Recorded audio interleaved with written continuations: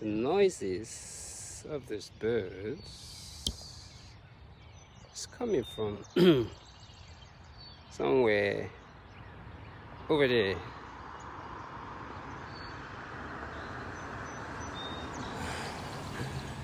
Yes, it is Friday, the day that everyone has been waiting for. Friday. How about that? It is Friday, the day that everyone is waiting for. It's Friday, right? Yeah. A beautiful Friday already. To get this thing started this morning. As you can see, I like hearing the birds' noise. Those birds are really singing. They are just singing all their beautiful songs. Yep, they're singing all their beautiful songs. Let's see what I have here before I start this thing. Yeah.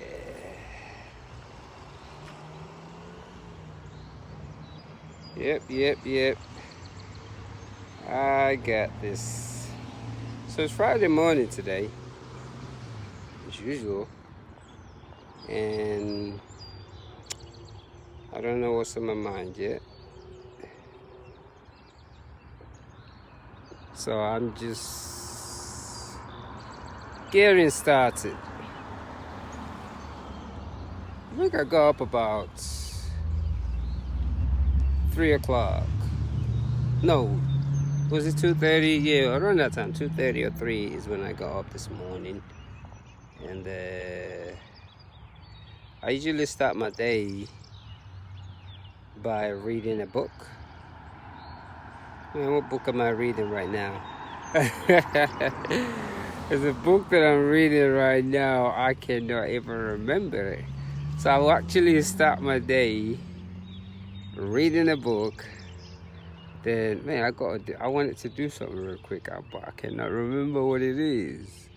Oh, my biscuit. What the biscuit? Yeah, I start my day reading a book.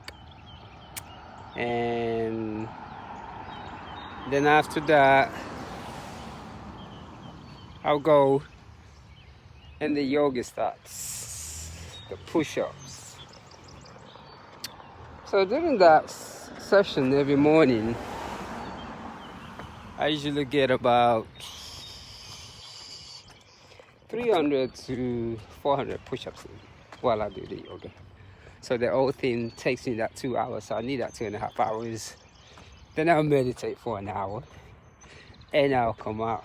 So pretty much I'm doing the push-ups every time, all day long.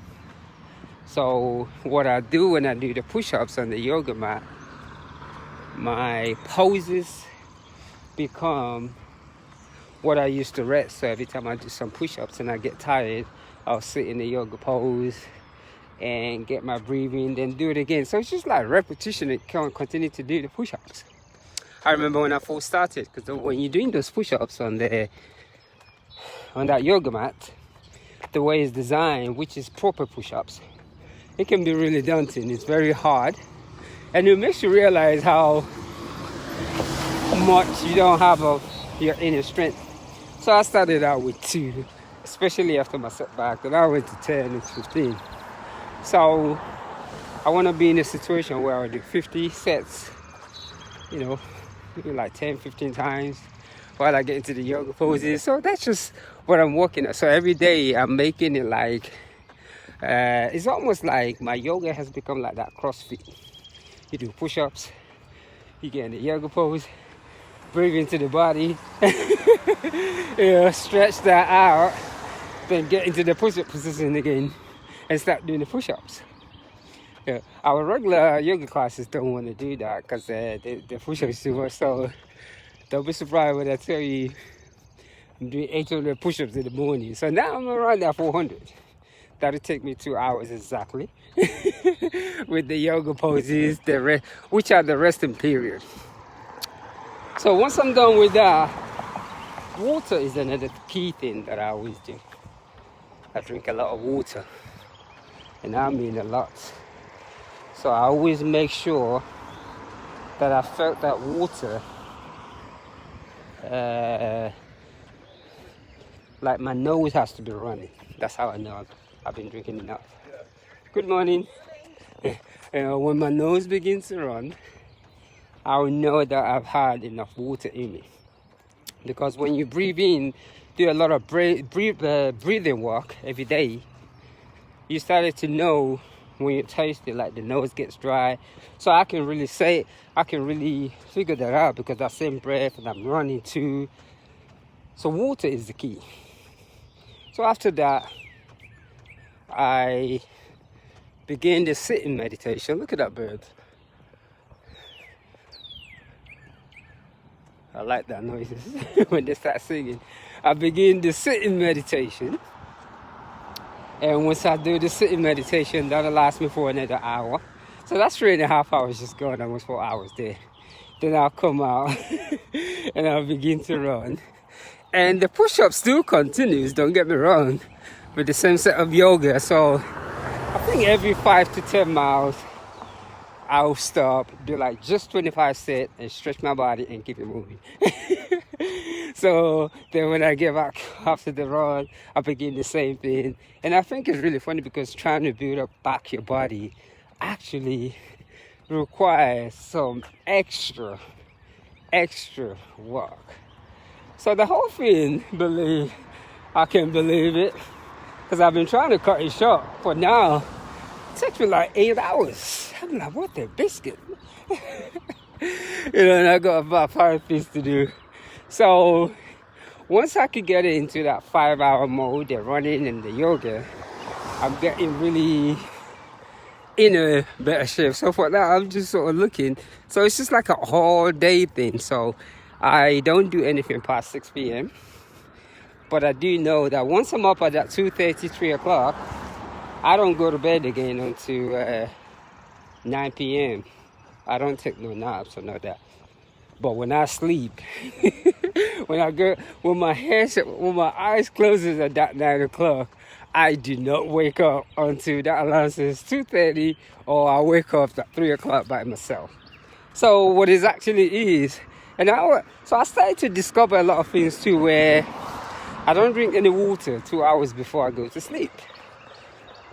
So that way I don't have to worry about getting up in the middle of the night. And I'm just like, it's really funny how you could just discover these things. It's like the evolution in your body will begin to teach you things. So I stopped drinking water 2 hours or 2.5 hours before I go to sleep.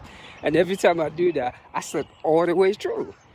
And that's how I am able to live on that 4.5 hours, 5 hours sleep. Because a lot of people, even though they get the 8 hours in, they wake up so many times, they can't go to sleep. But for me, once I shut that eyes at 9 o'clock, I don't wake up until 5 hours later. So I'm well rested, even though I've been up for 14 hours the whole of the day. So that's really sort of unique, and we don't realize. And a lot of times, the reason why we can't sleep is because the body needs that type of activity. You know, we need to be doing something. And because of all the sugars and a lot of high energy foods that we eat, look at that beautiful bird making noise. That beautiful bird, look at that. It's right on top there too.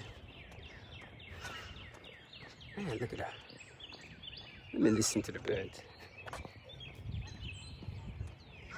Yeah, let me listen to the bird. So because of all that high energy food that we eat, that's why we can't sleep. You know, because your body is extremely powerful. And when you barely used it, it's nothing for it to get tired upon. That's why even though when you don't sleep the whole night, the next day is when you actually sleep. Unlike the activity part, you just go to bed. Like 9 o'clock. Oh, if I stay up to 10 p.m., that's drama. My head is just all the way through. So, and it's really funny because that 10 a.m. to 2 a.m. is when you actually get your real sleep in. So all these things are just real science. And the age of information that we are in right now is almost like we have no more excuse. We have no more excuse, because I see a lot of people taking sleeping pills and just do it. So do some form of activity.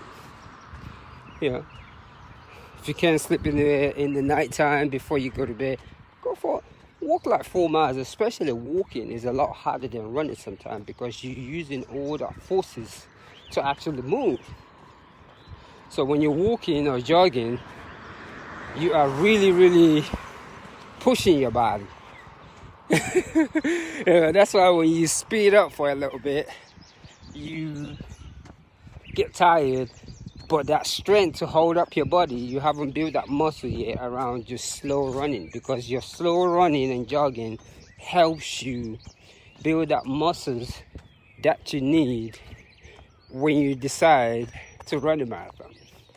It is that slow walking, that not all that speed walk that we do, run backwards. Those are the type of things that you do when you're sprinting or playing basketball or professional soccer. Yeah. So and a lot of people are playing soccer, should I just say period? I don't say professional. And a lot of people don't realize that, because actually, let me get on this trail right here. There's a little trail right here. I'm just gonna go through it. I like it. So let me go through this trail right here, just to kind of get that sense of just being in the woods and looking at all these things right here. So yeah, so a question when it's a bit of a stairs here. A question when we're running, training for a marathon, and we go and say we need hill walk today, we need speed walk. It works for some people, but it's just not very appropriate if you're trying to do the long distance thing. The long distance things requires being on your feet for a period of time, learning how to maneuver and just put all that weight, because your legs are really strong, but most of the time we don't even get to build them. So yes, I'm in a little alleyway right here. So I got to be careful. It actually rained yesterday, so most of the time we don't really get to build that forces in our legs, because we're too busy running so fast, and we don't really let our whole feet grab the ground. Like when I'm running or jogging, I run like a jeep, because when you look at the way the jeeps are designed, they are designed to be able to drive off the road. So that same engineering we have in our body. As a matter of fact, everything is made out of our brain. So in a sense, when a car shifts gear on a hill, that same spot that you take in that breath, that's where the car will shift its gear. It never misses. It's really amazing. You could jog next to a car and start jogging next to it. The moment you do that and gas that here, that same time is when that car is going to do the and just keep it moving. So it's really amazing, the engineering that we have in our body. Like a lot of these things is self-taught, doing your own research. And I think because of all those things about, yes, you got to go to college and do this. And what it is, college is the beginning. Self-education is a lifetime. I mean, a lifetime. Another thing that I always say is, even though a lot of people think they can read based on instructions that their brain is giving them. So when you read a certain books, you can understand it, but there's certain books most people just do not understand it. They will claim that they did, but those books, because of their contents that is written, it requires for somebody to have read a lot, you know, think a lot to be able to understand them. And that's why I love reading philosophy books. Philosophy books challenges me because a lot of time I can read like 2 to 5 pages. I still will not get the contents of where they're coming from. And a lot of time it could just be one sentence that would make sense. And that one sentence would allow me to understand all the paragraphs that I've read. So that's just the thing that just really just like, wow, this is interesting. So, and the running, where it comes to play is the brain exercise that I get to do. Every day is a programming to the mind, the sit-ups, the yoga, the meditation, trying to relax the mind and trying to get into a stage where even during the runs, it has to be relaxing. And that's why lately I've been able to do the 20, 18, 26. Anytime I feel like I could do 20 today, then I'm going to do 26 tomorrow. So I just come down here just thinking, man, you know what, let me test. Let's see how far this body can go. And that's what I'm actually doing. Where is this thing taking me? What is this thing about this human body? Would I be able to do 100 push-ups straight if I continue doing this? And I'm thinking, you know what? I think I'm going to try that. So, and it makes one realize there's just so much to learn. This life is extremely beautiful.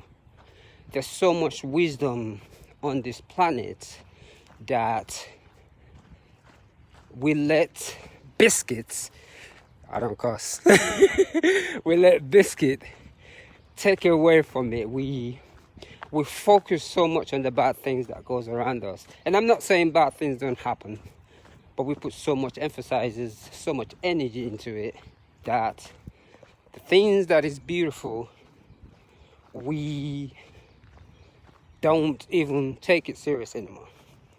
There's a whole issue about mental illness and that we talked about. Sometimes, yeah, mental illness is there, but at the same time, a lot of people that claim to have mental illness still have a sense of what they're doing. So it's a balance. You can't catch it. You can catch it and you cannot. So a lot of those things can be reversed because I'm there with issues like that too. And I think a lot of time the only way to deal with it is just based on the food that you eat and the amount of exercise that you're getting into your brain. And that's why when you look at it, most people that like to drink, smoke a lot, heavy into drugs, they are extremely smart people. It blows me the biscuit away. I get to spend a lot of time at the AA and speaking to these guys who's taking all type of drugs. Absolutely amazing. And it's really funny, I don't participate in all those things, and I begin to realize our mind is alike because we can get along in a conversation. We can talk as deep as much as we want, but for the life of me which I'm grateful for because I've been there, you know, to where I've put different things in my system that I shouldn't have. But for the life of me, I cannot comprehend just the things that they do. I am truly blown away. I just truly admire these young men and women, how intelligent they are. And I think a lot of times, sometimes, when you're too intelligent for your own good, you begin to question things. And a lot of it, once again, that we don't want to accept, boils down to religious upbringing. Because a lot of us, our religious upbringing tells us not to think outside of the box. Yeah, because look at, I'm running on this trail right now. I have the choice to also run on the road, so I'm going to get on it in a minute. So a lot of our religious background teaches us to just think in the box. And that's why when you see a lot of people that take all this substance, many came from a religious background. And I'm talking beautiful, beautiful, beautiful, intelligent people. And that's why sometimes I always say I have because some of my friends ask me, why don't you drink or smoke? And I always just tell them I have an addictive personality. You see, by the way I get up and run every day, I had to make a choice. I had to make a choice. Do I do this or do I do that? So, and people look at me and laugh, and I'm just serious. That's just how I am. I have this, I want to see things through. I'm very stubborn-headed. And that's why ultra running was hard for me in the beginning, because the culture that I was raised in, nobody wants to run 100 miles. 100 miles. They're looking like you're crazy. And that's the cultural thing that really cracks me up. 100 miles. Especially when I started telling my real families, look at what is the matter with you? You want to run 100 miles? You are crazy. 100 miles. There is something wrong with you. And those are the things that I had to do in running those ultras. So there was no support. I literally trained for this thing all by myself and just read books. I didn't know that you have to have a team. And that's why I'm like, wow, I can't believe it. I literally had to train by myself, went through all type of errors. I even run myself to the ground doing this thing. I crushed my whole body. I've run myself to the ground to where I have no food inside of me. And it's like driving a car, and you just drive it until your gas stops, until all the gas finishes. So I've been through all that, and it really cracks me up that, wow, what you don't know. But it was true try and error. So, and that's why when I start having little setbacks, I don't really complain, because I'm like, wow, it makes me not afraid anymore. I know I can fast, because what really blew me away is to be able to run on an empty stomach for 80 miles. It was the dumbest thing that I've ever done. Don't get me wrong. Running 80 miles out of 109 with no food, it was the dumbest thing. But it just really made me see how the human body and the mind is so powerful. And I always give that to the women too. And it's really funny, I was doing really good when I was doing that race, until my mind reminded me that, hey, you haven't eaten since almost yesterday. And my whole body just went crashing on me. Because when I didn't think about it, I was good. Until my body something just came in my mind. You haven't eaten and we've almost done 80 miles. And that was just it. And I knew that would be a 4-year healing period, because it was a good one. It was a good experience, and it makes me a better person. I stopped to not care about many things anymore, because pushing my body like that and experiencing that hunger, it just blew me away. Even though right now I still think I eat too much. If it wasn't for the fact that I run so much, I like to eat a little, because I had to learn how to rationalize my mind and body in some of the runs where I eat a certain food every 20 miles, and I have to know how to use the energy that I have, not to run too slow, not to run too fast, because okay, I'm only in a situation where every 20 miles is what I'm going to eat. And it just blew me away what the human body can do, and it's all in the mind. The mind is what it's all about. Mind control, and experiencing those things. I don't even know how to explain it. It just generates this. It takes away all the sense of fear that you were brought up with. Everything, all my sense of fear disappeared. Being able to do that with my mind. So that's what I'm thinking of today. Yeah, as I, ouch. See, the grass is always grabbing me. I'm going, let me get off of this trail. and continue this easy run. I can't wait to do another race, but I'm getting stronger, and I'm excited to see what my whole body can do just by pushing it this way. I'm really, really excited. I have been at it since last year. Last year I did 6,000 miles. This year I'm just gonna leave it in the air, see how much I can do this year. But last year was my first 6,000 in about 3 years. So yes, it was fun.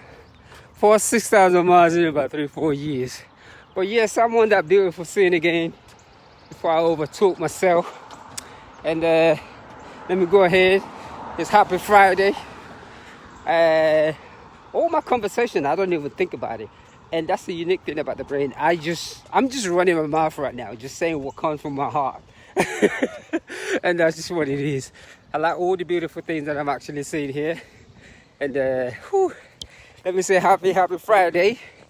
And that way I can move my legs a little. As you can see, I'm just leaning forward, just having fun with it. But happy Friday and one love.